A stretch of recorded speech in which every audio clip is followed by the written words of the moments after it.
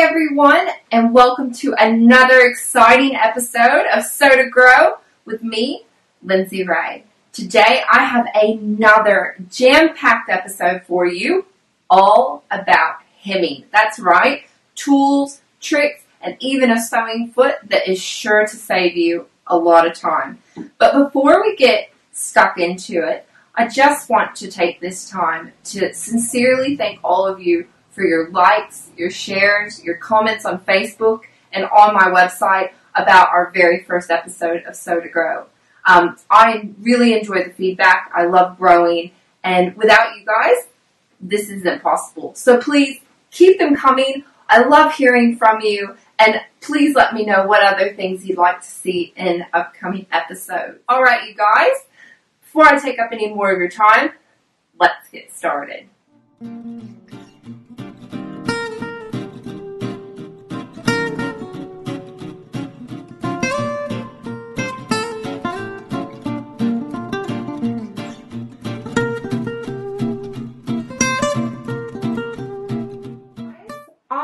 To share with you first some of my favorite essential sewing patterns for skirts.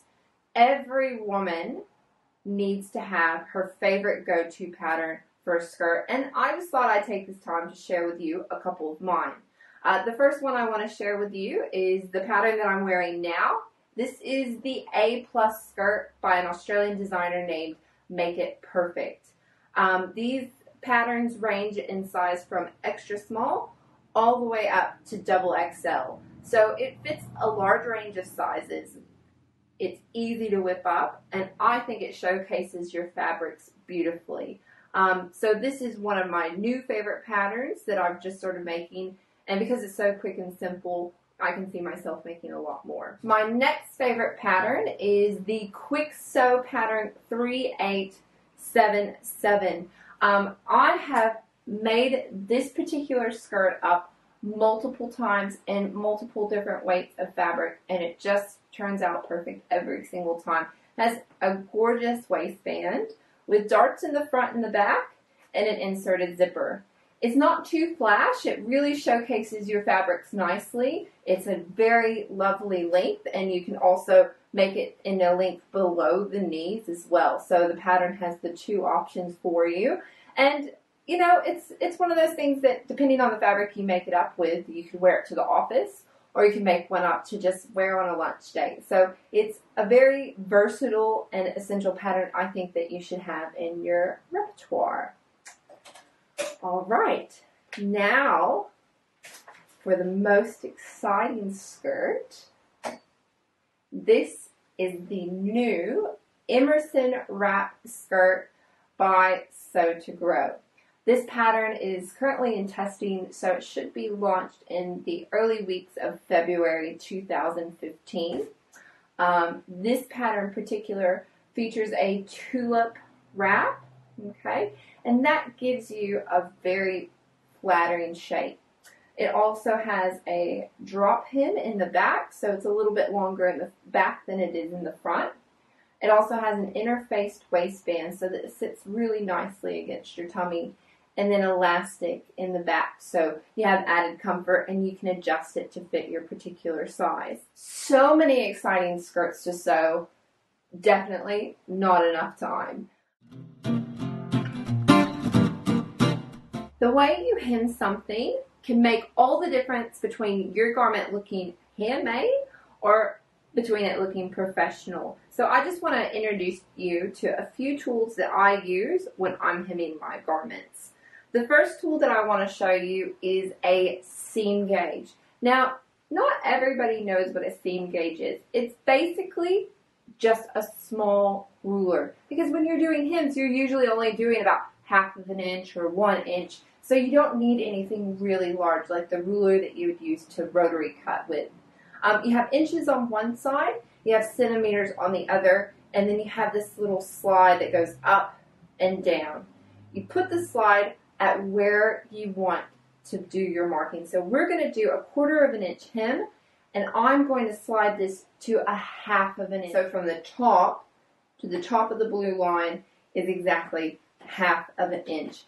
This is your basic, probably $2 to $8 seam gauge. But then we have this big Mama Jamba one. This is the Nancy Zeman seam gauge by Clover.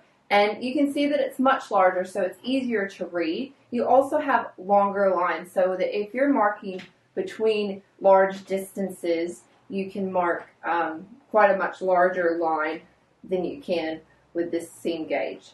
I also like it because it has a pivot point. So if I wanted to make circles or half circles, I can easily do that with this seam gauge as well. We're also going to be using a water-soluble marking pen. Now, I talked about this a little bit in episode 1, that this is something you need to have in your Sewing Essentials toolkit. It does wash out, so you don't want to use just any normal pen when you're hemming because it's not going to come out in the wash. So a water-soluble one, make sure you get a good one. Don't get a really cheap one, and this will be safe on your fabrics. So what we're going to do first is we're going to place the blue line on the bottom edge of our fabric, and we're going to mark at the top with our water-soluble marking pen.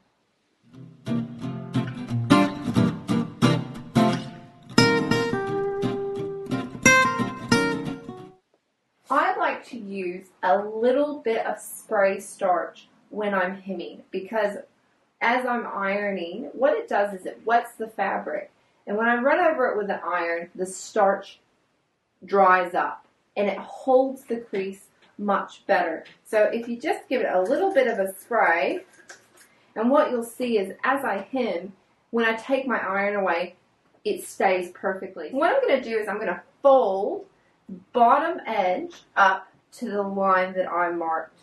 I'm going to take my iron and I'm going to hem. Now I also like to hold this in my left hand, holding this in my right, and I like to put this at 1/4 of an inch and just double check myself to make sure that that is 1/4 of an inch.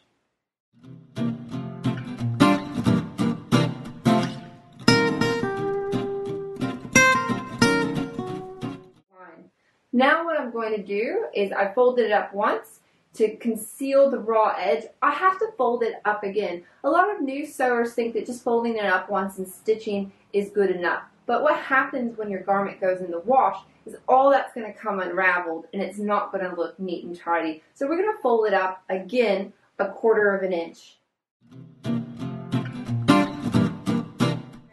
Now you want to pin it to make sure that it stays in place until you get to your sewing machine. So I like to place my pins facing up in the direction that I'm going to be sewing, because if I'm going to be sewing down, I want to be able to easily take this out as I'm sewing, because I don't like running over pins because that can really mess up your machine. So place all your pins facing up, go to your machine, and the last tip is to sew very close to this folded edge.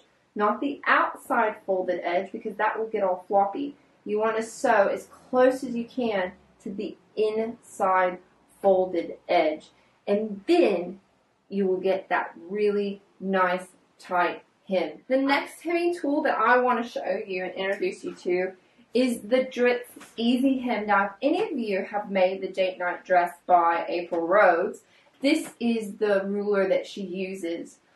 It's really simple to hem straight lines, but it's much, much, much more challenging to hem a very large curve like you see in that dress. So this particular ruler has all your measurements on it, and you can iron onto it. So I have just a sample here, and you just use the edge and flip up with your iron and press. This is another one that if you want to use a little bit of stray starch to kind of help you out, I would definitely use that on this one. Just fold it up and press it onto the ruler. Okay? And then you'd repeat that again to get a nice hem along the edge of your garment. So before we end the show, I want to introduce you to another foot that might save you some time. This is the 2mm rolled hem. It comes in a couple of different sizes based on the make and model of your sewing machine. This particular one is a Husqvarna one, and it comes in 2 millimeters and 5 millimeters. The way that this foot works is that it goes around the corkscrew and then it stitches really close to the edge, creating a small 2 millimeter hem. Now you saw in the previous segment that we folded up, ironed, folded up again, and then stitched. That was 3 steps. This particular foot does all of that in one go, saving you so much time. What I'm going to do is I'm going to pop this on the machine, and I'm going to teach you a few techniques so that you can achieve nice rolled hems yourself at home. So let's give it a go. The first thing you're going to want to do is place the fabric underneath the foot so that the edge of the fabric and the edge of the foot meet up. The wrong side of the fabric is facing up towards you, and the needle goes down into the fabric. Sew forward a couple stitches, sew back a few more stitches, and lift your foot up. Grab the thread that's out the back and grab the front and floss through. I'll move my hand out of the way so you can see it running through that little corkscrew. Once you have it where you like it, place the foot back down. Now here's the trick. I like to, with my right hand, fold the fabric over approximately 2 millimeters. So I'm kind of helping it out as it goes. Then I like to take my pointer finger and put it over here to the right to just help it go in. And I also hold it up at a slight angle. Okay, so all of my hands are working. Just go slow. There's no rush.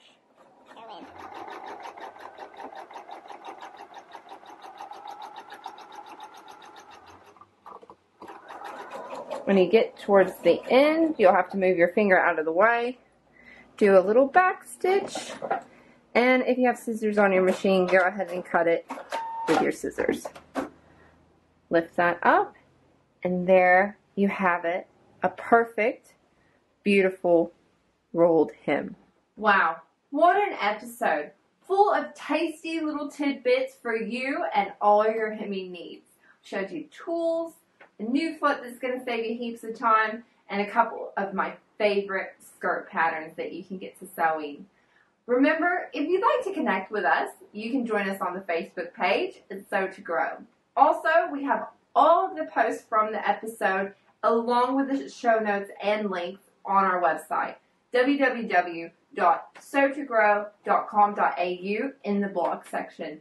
I hope to see you back next time, and until then, happy sewing!